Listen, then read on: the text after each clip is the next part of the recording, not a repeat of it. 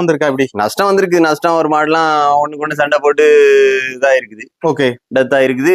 அது இன்சூரன்ஸ் நான் பண்ணியிருந்தேன், அதனால எனக்கு அதுல ஒரு 30,000 ரூபாய் கிடைச்சிருந்து. அடுத்த மாடு உடனே பிறகு ஒரு மாசத்துல வாங்கிட்டோம். இன்சூரன்ஸ் பண்ண நல்லதுண்ணே. இன்சூரன்ஸ் எல்லா மாட்டுக்கும் கம்ப்ளீட்டா ஏற்கனவே பண்ணி வைக்கணும். வச்சா என்னைக்குனாலும் நம்ம தோட்டத்துக்காட்டுல இருக்க மாட்டுக்கு அது ஒரு பெரிய சேஃப்டி. கண்டிப்பா அதை செய்யணும். கண்டிப்பா அதை செய்யணும். ஆமா.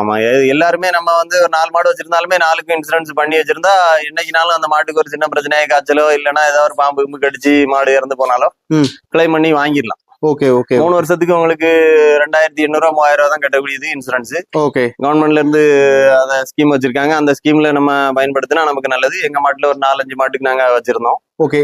இப்போ அடுத்தால ரினியூல் பண்ணி அடுத்தால நம்மளும் அந்த மாட்டுக்கு அவ்வளவுக்குமே இன்சூரன்ஸ் பண்ணணும். இன்சூரன்ஸ் பண்ண ரொம்ப பெஸ்ட்னு சொல்றீங்க? ஆமா, கண்டிப்பா பண்ணுனா நம்ம மாட்டுக்கு ஒரு இழப்பு வந்தாலும் அதை நமக்கு அடுத்த மாடு வாங்கிக்கலாம். அந்த மாதிரி ஒரு நஷ்டம் வராது.